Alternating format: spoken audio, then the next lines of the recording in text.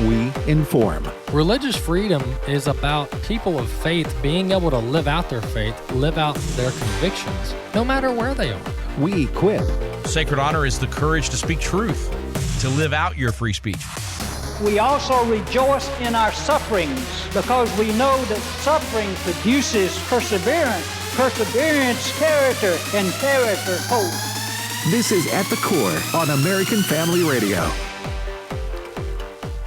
Welcome to The Core here on American Family Radio. Glad to be with you today on the program. Walker Wildmon here on this live edition, brand new edition here on American Family Radio. As a reminder, you can get all past episodes of The Core over at afr.net and wherever you listen to podcasts. Just type in At the Core and you can find all past episodes wherever you listen to podcasts, to include afr.net and the AFR mobile app. So go to the AFR, or go to the App Store rather, and you can download the AFR app for free on your mobile device and get full access to all things American Family Radio. We would greatly appreciate that. And then lastly, we've got the video up as we do each day over on Facebook and on stream.afa.net. Facebook and stream.afa.net. We've got the video feed up so you can watch the program if you would like. All right, let's cover a few housekeeping items. We'll jump into Scripture here shortly and then cover what's going on in the news. We are going to Israel and Greece coming up in March, and we want to continue reminding you of this because registration is still open. And so my parents are going to go to Israel in March, and then the week after that, my brother Wesley and I, we're going to be in Greece with a Footsteps of Paul trip. And some of you have chosen to do both back to back, but if you just want to do one or the other, that's fine too. You can go to Israel or Greece separately, however you want to do that. But all the information is over at wildmongroup.com. Dates, itinerary, pricing, everything, wildmongroup.com. And so we would love to see you on one or both of those trips coming up in March of 2026. And before you know it, we'll have registration closed. So you don't want to procrastinate on that. Proverbs chapter 26 is where we are this week.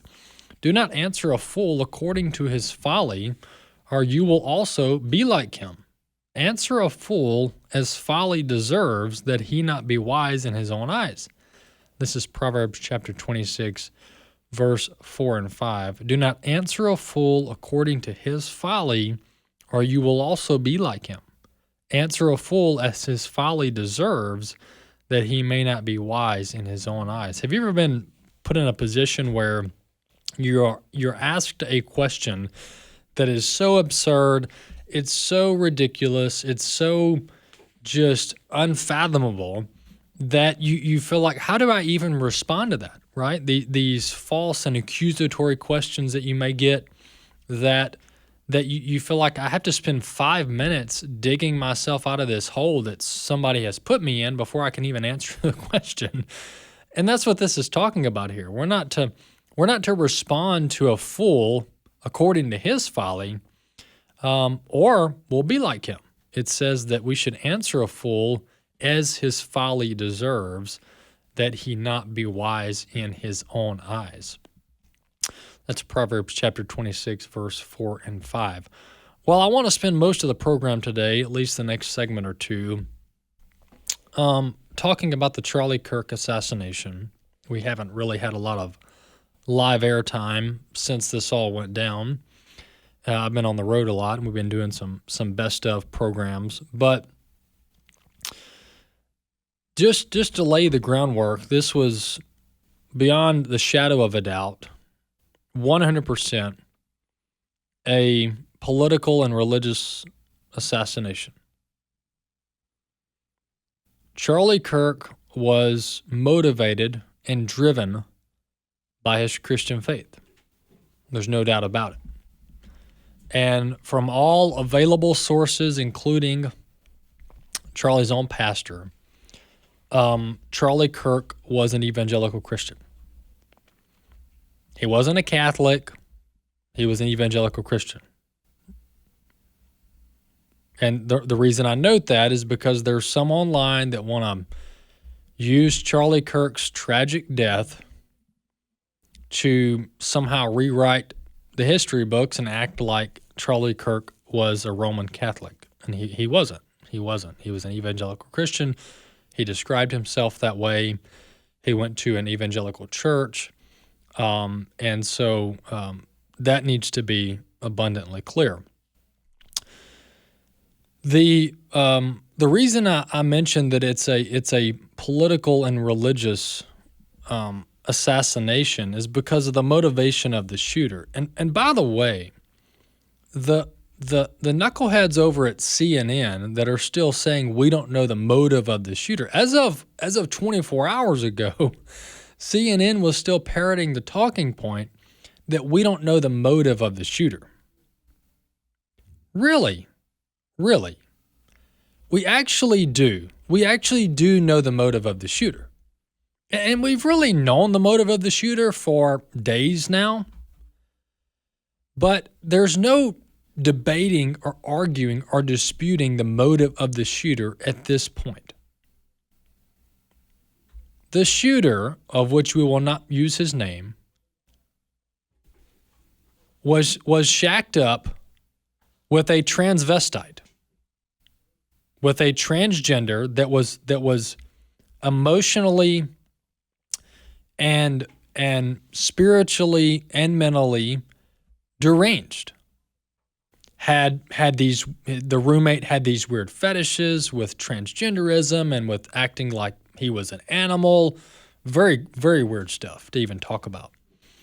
And so the shooter was neck deep or deeper in the transgender movement and these weird, sick fetish movements that are very unnatural, very unbiblical, very sinful, very wrong. And the shooter, on multiple occasions, expressed his hatred for Charlie Kirk and those who think like him.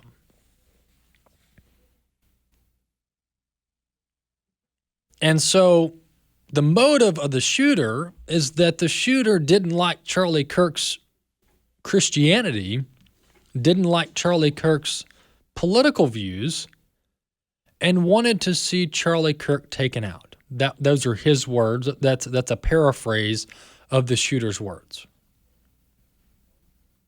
Okay, so this was an assassination on Charlie Kirk because of Charlie Kirk's Christianity and his political views.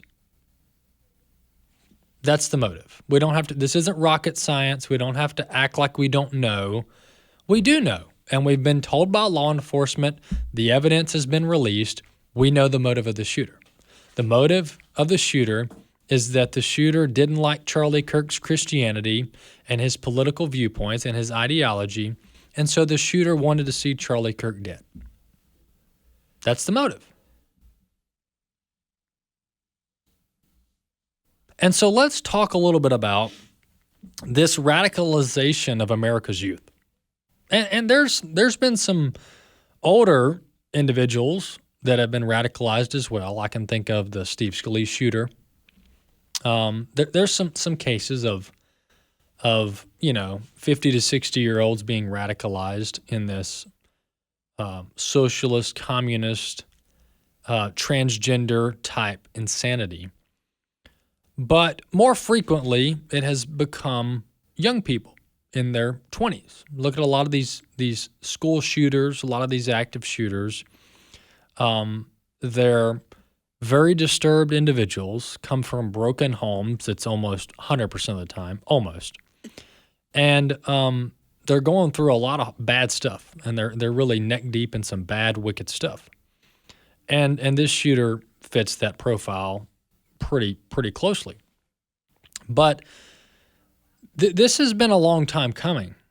And so we ought not be surprised or, act like this is a new development that we have young people being radicalized online in feminism, transgenderism, and this militant element, really, of the left-wing movement. And most of these folks are Democrats. And that's not an exaggeration. That's not a stretch. That's not, stated without evidence. The Democrat Party, they applaud, they use the same talking points of a lot of these groups. I mean, they're pro-LGBTQ, pro-communist, pro-socialist, pro-Marxism, redistribution of wealth, capitalism is evil, there's always a victim, this land was colonized. I mean, all of these talking points are almost fit the profile of a Democrat voter. And so I want to give a little bit of history here of this radicalization of the left in America. And I want to use this story that I came across out of therap.com. That's where I'm reading this. And I don't even know, the outlet, and are they left-leaning or right-leaning? I don't even know. And it doesn't really matter because the facts are the facts, all right? So let's just go through a few stars or Hollywood actors or, entertainment personalities, for lack of a better word, that have threatened harm, physical harm, against President Trump. And by doing so, have also signaled that it's okay to harm his followers, his supporters, meaning those in the conservative movement. So, how many of you remember the Kathy Griffin photo, the Kathy Griffin staged photo of, and some of this stuff folks may find disturbing, I want to preface with that. So if you're listening and you don't want to hear this, that's fine. But we can't talk about political assassinations. We can't talk about threats against conservatives and President Trump without at least using some detail, okay? So, listener discretion advised. So Kathy Griffin posed with the fake severed head of President Trump. That was while he held office in the first term. Snoop Dogg released a music video in which a clown version of President Trump was shot, killed. Madonna, in January of 2017, I was actually in D.C. when this happened, said that she thought an awful lot, this is a quote, about blowing up the White House. That was Kathy Griffin. That was Madonna. Robert De Niro publicly stated that he would like to punch President Trump in the face. George Lopez tweeted an image of President Trump's decapitated head being held aloft. Marilyn Manson released a video showing Trump-like figure decapitated. This is just a few of the 15 cases that I've got here in this story. We'll link to it in the rundown on the show notes. Rosie O'Donnell promoted a game called Push Trump Off a Cliff. Larry Wilmore made a controversial joke about suffocating Trump. Some of these names may be ringing a bell, some maybe not. But these are people that are widely accepted in Hollywood and the entertainment industry. And I could go on and on. There's 15 cases. These are just prominent multimillionaires that are spouting this hatred. And when we come back after the break, I've got clip after clip of the hatred and vitriol and violence that has been lodged at conservatives, at Republicans, at people who associate with or support President Trump. And my point in all of this, most of which you already know, is to build a picture that this assassination of Charlie Kirk wasn't 3 days in the making or 3 weeks in the making. This type of violence has been building for a decade. We'll be back in a few.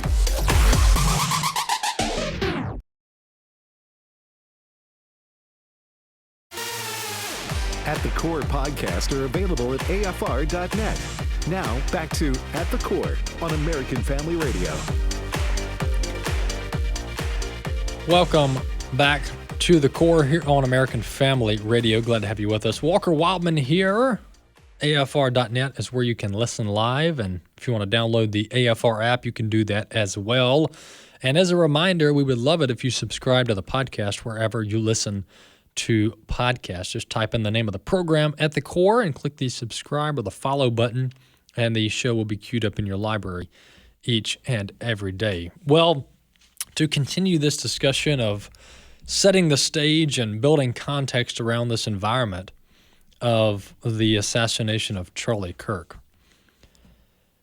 This has been a decade plus in the making, really longer than that, technically speaking, if we were to build a historical timeline, because I can go back to the Obama days, 2013, 2014, the Family Research Council shooting with Chick-fil-A sandwiches that the shooter was going to put on the faces of dead employees at Family Research Council. We can go back. So we can go back, a little bit over 10 years. But this really ramped up, if you will, during the first Trump administration. And I've got about a 3-minute montage here of talking heads in the media, mostly, actually all of these on left-wing networks, that are comparing conservatives to Nazis and comparing President Trump to a fascist and a Nazi.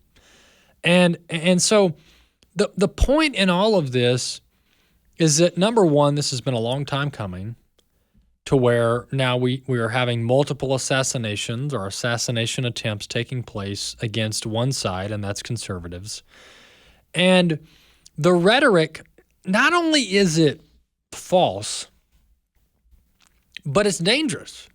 And so you can't casually call people Nazis and fascist and the KKK.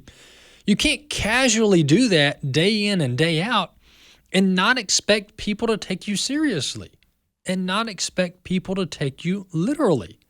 But this is what they have been doing.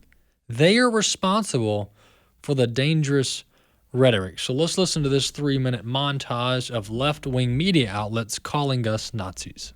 We have to start calling his supporters racist as well. That MAGA symbol has come to represent something. It is the new Nazi symbol. It is the new hood. Because they're not a party, right? They're Sinn Féin to the IRA. They're the PLO to Hamas. They're a dime store front for a terrorist movement. The Republican Party is basically a domestic terrorist cell at this point, and they should be treated as such. There are elements of the GOP that are starting to look like the jihadists. Not a political party. They're a white nationalist movement. They're a fascist threat to our nation. That's not hyperbolic. That's academic. Would have once seemed hyperbolic, but it increasingly does feel like the Republican Party has become a death cult, and it's all about Donald Trump. There is no alternative right now because the Republican Party project today is a fascist authoritarian project. The fact is, Republicans in Congress are still in the grip of the ultra-MAGA agenda. Party of dupes, party of knuckleheads, party of weirdos, party of freaks. So that is a simple message. And underneath that, it's the party of nothing. It has become an authoritarian embracing cult.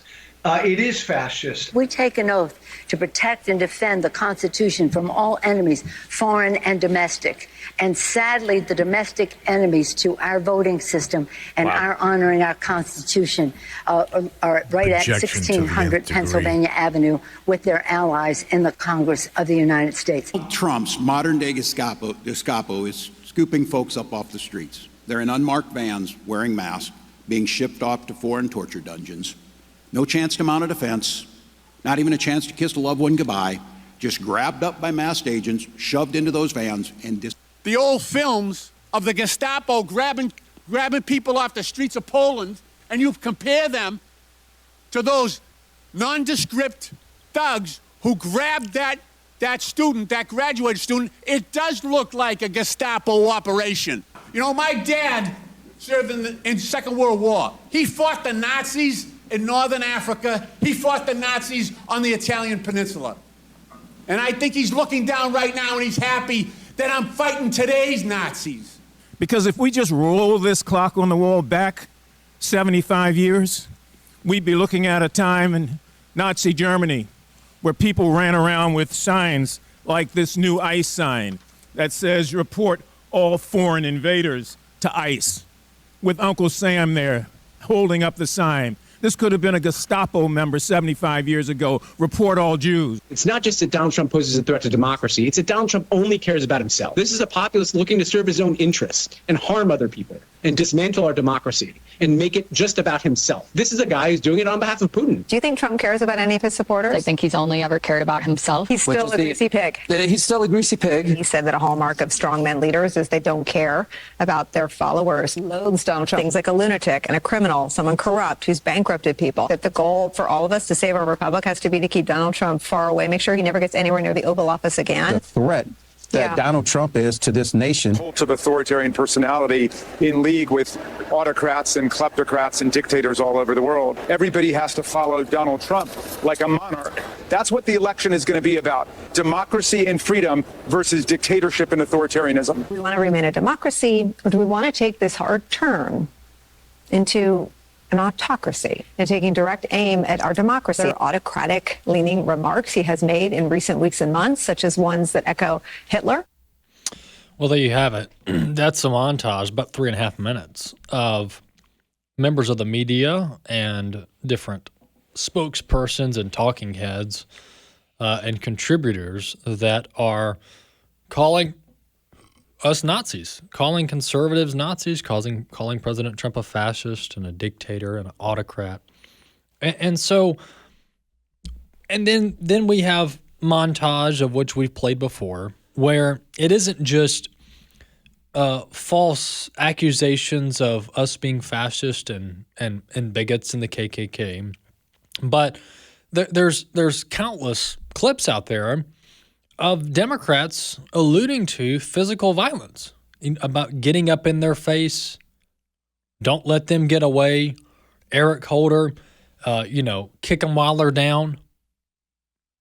And so we can bring evidence after evidence. We've got, I've got a clip of a Democrat spokesperson talking about, or a Democrat operative talking about how, the best thing that could happen to the Trump campaign is him getting shot.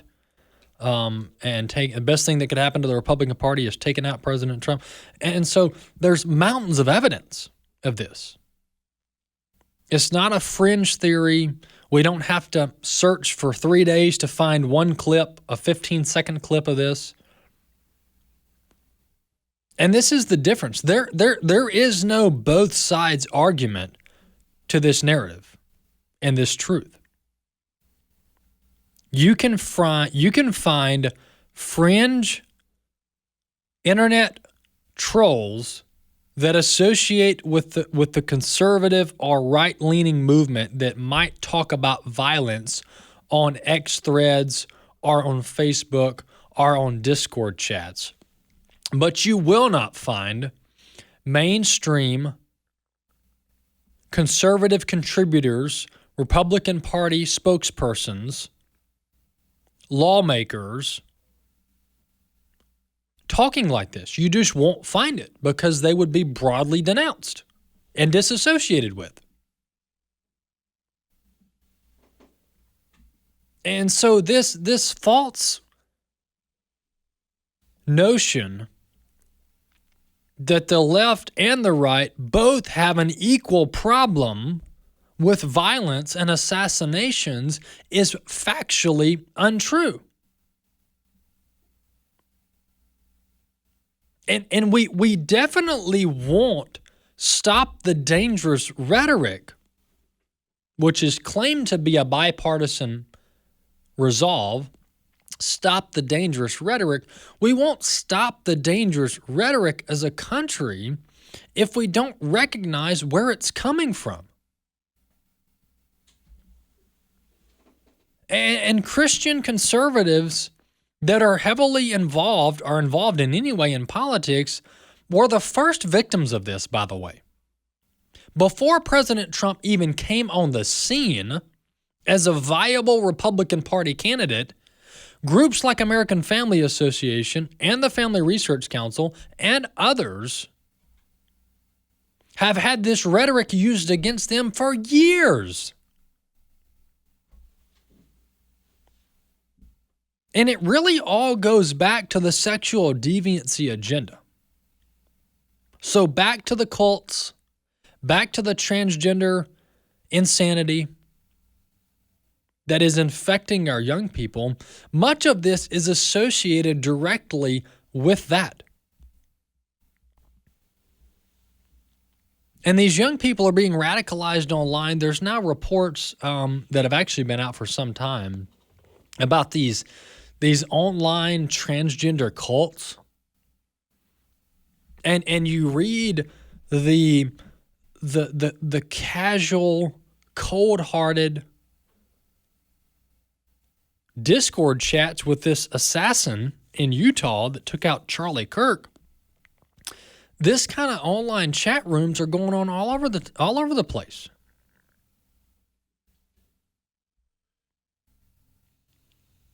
And so what we have to start doing, and we're on the way to doing this, so I'm not trying to act like this is a new call to action here, but what we have to continue doing is we have to continue ostracizing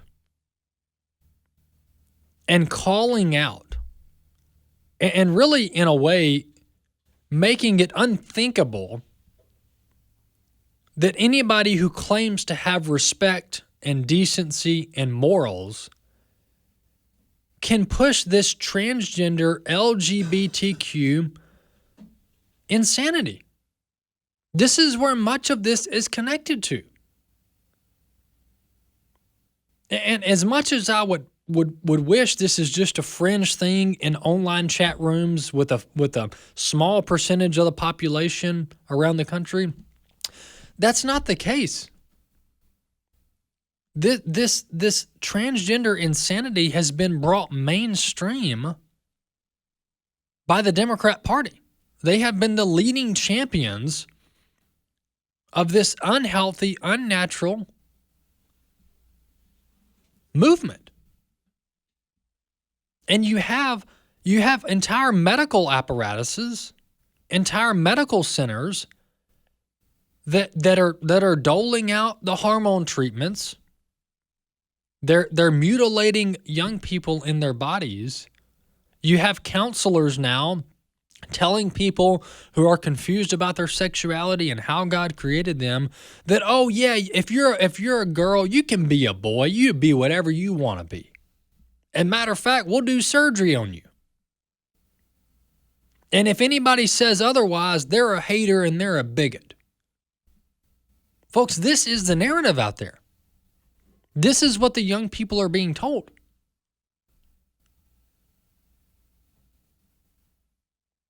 And so we have to make it, ultimately, you need to save these young people. But in order to get to the young people, save the family, we have to make it untenable, unthinkable, unacceptable for example, doctors who go to school for who knows how many years, a decade, pay hundreds of thousands of dollars in student loans to be a physician, a medical practitioner, which is a field that's actually supposed to be honorable, wholesome, helping fellow man. This field has been hijacked by this sexual deviancy movement that denies science, it denies biology. They don't know what a woman is, apparently. All of this toxicity has been percolating in America's highest institutions. And so we've got to start there before we get into the Discord chats, before we get into the homes, before we start restoring families. We have to continue calling out these people that are in positions of power and authority that are pouring gasoline on an already burning fire that is the LGBTQ agenda. And there's victim after victim after victim falling to this radical agenda. And that's within the movement, that's within the agenda. And then you have tragedies like the assassination of Charlie Kirk, which is an end result of their dangerous rhetoric. Let's be clear. The Charlie Kirk assassination is a logical end result of this dangerous rhetoric that demonizes and dehumanizes anyone and everyone who dares to speak an ounce of truth into their confusion.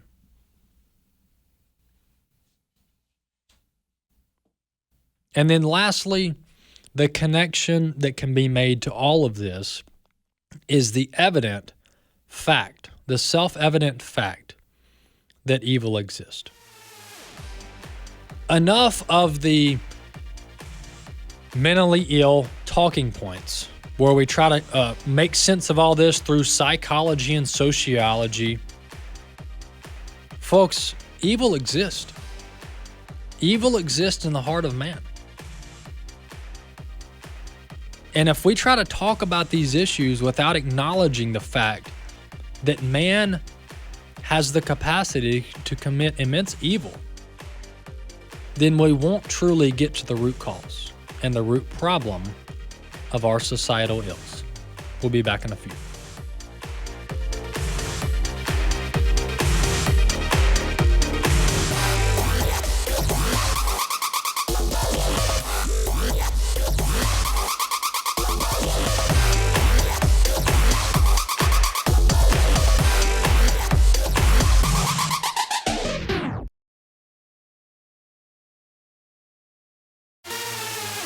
At the Core podcasts are available at AFR.net.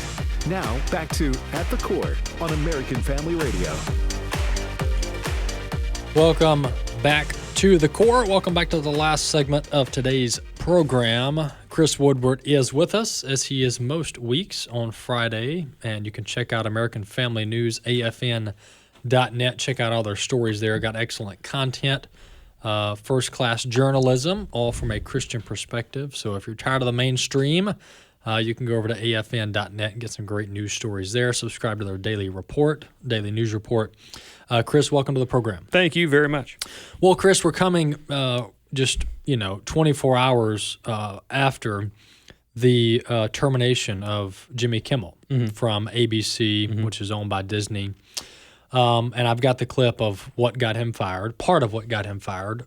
Jimmy Kimmel, just to set this up, his show was struggling and has been struggling. I think there were reports within the last few months about how terrible his ratings were from Disney, how they weren't sure how much longer his show was going to make it. And so that's probably playing into this a little bit. Maybe it gave ABC what they needed to move on. But folks, I want you to listen to this. It's about a 1-minute clip. But before we do, I want you to listen specifically to the first part of it, where Jimmy Kimmel, he intentionally lies to his audience about the background of the assassin, the Charlie Kirk assassin, claiming he was like a MAGA type. All right, so listen to that part, which is blatantly untrue and misleading. This is going to be clip 5. We had some new lows over the weekend with the MAGA gang desperately trying to characterize this kid who murdered Charlie Kirk as anything other than one of them and doing everything they can to score political points from it. In between the finger pointing, there was grieving. On Friday, the White House flew the flags at half-staff, which got some criticism. But on a human level, you can see how hard the president is taking this. My condolences on the loss of your friend Charlie Kirk. May I ask, sir, personally, how are you holding up over the last day and a half, sir? I think very good. And by the way, right there, you see all the trucks? They've just started construction of the new ballroom for the White House, which is something they've been trying to get, as you know, for about 150 years. And it's going to be a beauty. Yes. He's at the 4th stage of grief, construction. There's demolition, construction. This is not how an adult grieves the murder of someone he called a friend. This is how a 4-year-old mourns a goldfish, okay? All right, well, there you have it. That's Jimmy Kimmel, first off, claiming that the assassin was a MAGA type, was a right-leaning conservative assassinating Charlie Kirk, which there was never, and there isn't any evidence to suggest that. It's actually the complete opposite. It's due with the left-winger, hard left-wing. Right. And then he ends with the crowd laughing about the assassination and President Trump's response to it. Yeah, one of the things that stood out to me is Jimmy Kimmel just basically stereotyped somebody. I mean, he saw a white man from Utah and just assumed he's a MAGA guy or he's a Republican guy. Which we're not supposed to stereotype, according to them. But it's okay when Jimmy Kimmel or somebody on the left does it because facts. Yeah. And they'll always have an argument here. But also, too, I've never understood why Jimmy Kimmel or Colbert, who I think deserved his show to be canceled by CBS, I think those two really, I mean, they're paid bullies. They're not funny. They're not making fun lightheartedly of both parties like former TV show hosts used to do. Johnny Carson did that. It's political. Arsenio did that, and then Jay Leno. And I don't want to, at the end of the night, after a long, hard day of work, get in the bed, turn the TV on, and watch some guy in a political rant. And that's what it's been for years. And it's one thing, it was all partisan. I mean, it was all partisan, and everybody likes good comedy, but this guy was a left-wing hack, and all he did was go after conservatives, and in this instance, he lied. He lied to the public, misled the audience. You might be getting into the defamatory realm with the Kirk family that are victims here, and the estate can sue, even though Charlie Kirk himself is deceased. You can still have an estate sue for defamation post-death. So that's a concern probably for ABC. But, Chris, there's other instances I've got here. I've got two more. I'm going to play one for sure. The other one I think has profanity in it, and we'll maybe save that for another time. But this is Jimmy Kimmel back during COVID, laughing about how people who don't have the COVID shot, they ought to just be denied a medical services at the ER. This is going to be clip 6. Hospitals get any more overcrowded, they're going to have to make some very tough choices about who gets an ICU bed. That choice doesn't seem so tough to me. Vaccinated person having a heart attack? Yes, come right on in. We'll take care of you. Unvaccinated guy who gobbled horse goo? Rest in peace, Wheezy. All right, so I don't know how he survived this long. Yeah, from the Love Trump's Hate Party. Yeah, right. And then we're like surprised that they want physical violence. When they talk about us like we're dogs. Right. Yeah. I mean, these little things, that's the thing with today's media. Well, I didn't mean it that way, or I didn't say it in those exact words, but I can tell you from working for years in broadcasting, Bobby would know this as well. No matter how you say it, what you say, or how it was presented, people are going to take messages a certain way, and sometimes people act out negatively based on what they saw somebody on a screen do. And this, Chris, this Charlie Kirk assassination has revealed a lot, and I knew it was bad. I didn't know it was this bad.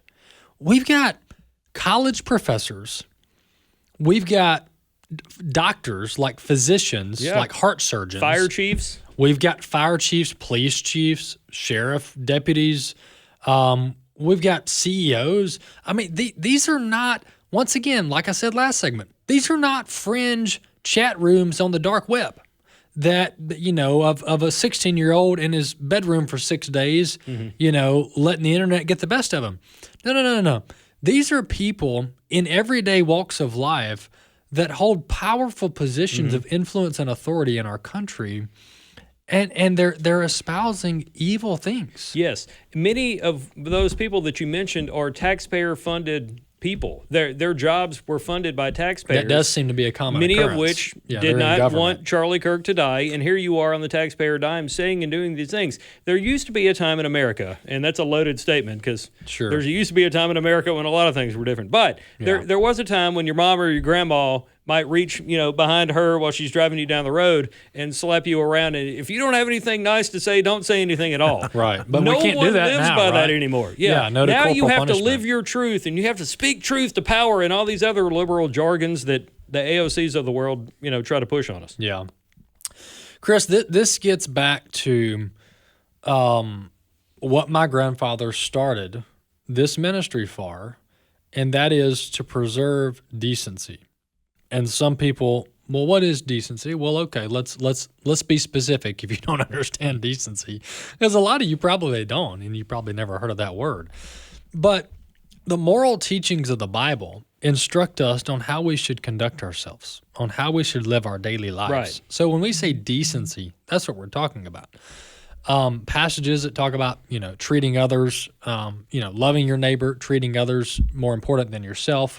How everybody's created, passages in Genesis talking about how God created us all in his image. Right. And so we could do a whole show on biblical teachings about what is decency. What does it mean to be a decent person? But in essence, it's to display moral virtue rooted in the Bible that is consistent with Christ's teachings throughout all of Scripture. But our culture has made it to where that's toxic, right? Preaching the Bible.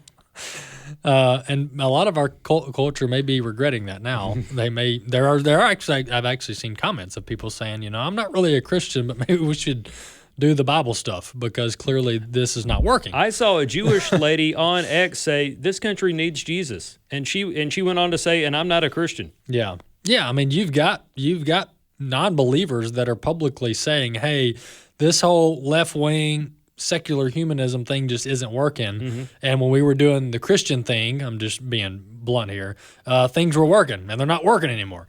So that's just a very pragmatic, sensible approach to anybody who's even an ounce of honest and transparent about the trajectory of our country. But that's what I'm talking about. I'm talking about decency.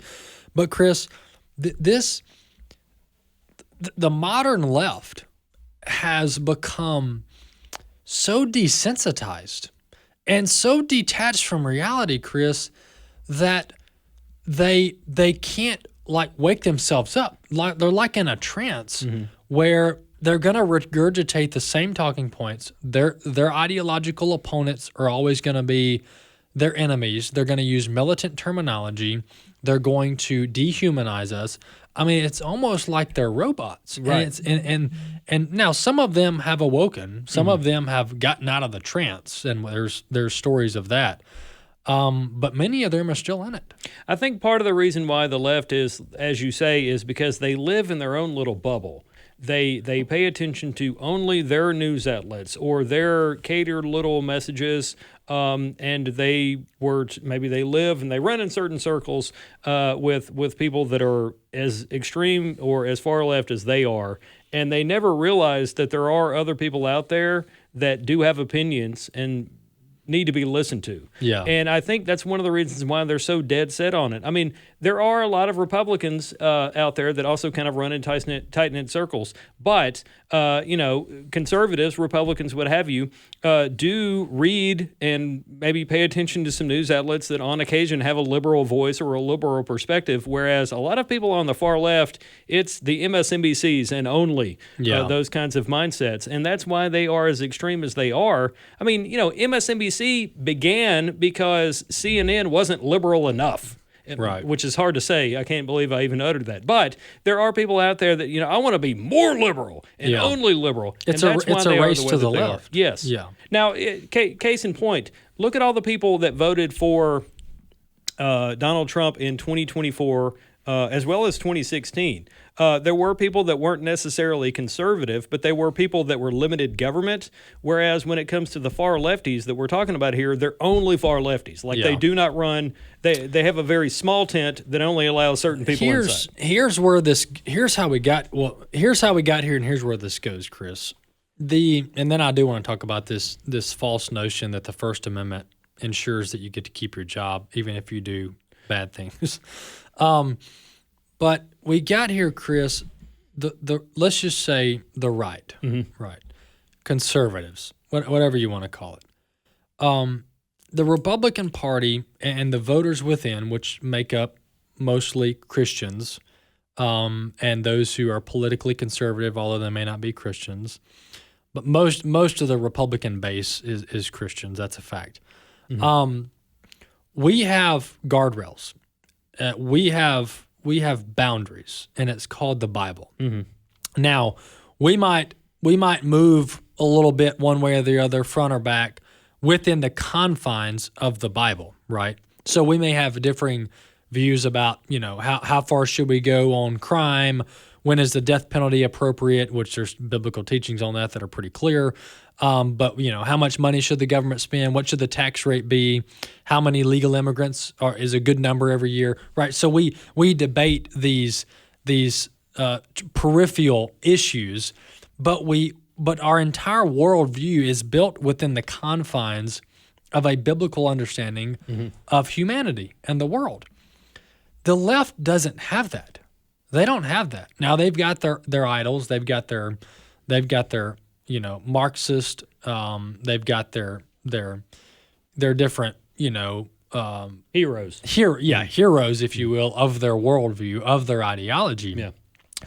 But they don't really have guardrails. I mean, unless they borrow guardrails from Christianity, which some of them do, and say, and they come up with these virtues, right, that ended up being rooted in Scripture. But that's what makes this different, Chris. And this is how we get to where people celebrate the assassination of Charlie Kirk. Right. They have no guardrails. Right. There's a lot of times where a liberal, the only time I've heard like a liberal politician quote the Bible is when they're trying to get something they want done, like illegal immigration to be allowed in the country, or to allow abortion. Because but in no other areas, to your point, do they live by You it? couldn't tell me I guarantee you they couldn't quote any other scriptures, Right. But they'll find a way to do it there. And so they choose to live their world in that way, whereas we do follow the Bible. And when it comes to free speech or just really anything in the Constitution, this past Wednesday was Constitution Day, and I talked to attorneys about that, and it was important to go home and study the Constitution, share it with your kids, make sure your family knows what your rights are, because there are a lot of high school students, college students, and law school graduates, believe it or not, that have no idea what the Constitution says. Yeah. And so that's why, they're told what happened to Jimmy Kimmel is a violation of the First Amendment, whereas it's not. If somebody on our news team said something they shouldn't on air, Right. AFA would have every right to fire that person. Yeah, that's right. The First Amendment, folks, prevents the government from infringing on religion and speech. Mm-hmm. It in no way means that employees get to say bad and evil things and keep their job. Right. That's a fact. And so we need to understand the proper First Amendment context and who it applies to. And you can't say dumb things, evil things, and expect there to be no consequence in your employment, in your career, in your schooling, etc. We're all accountable for the things that we say. Thanks, Chris. Thank you.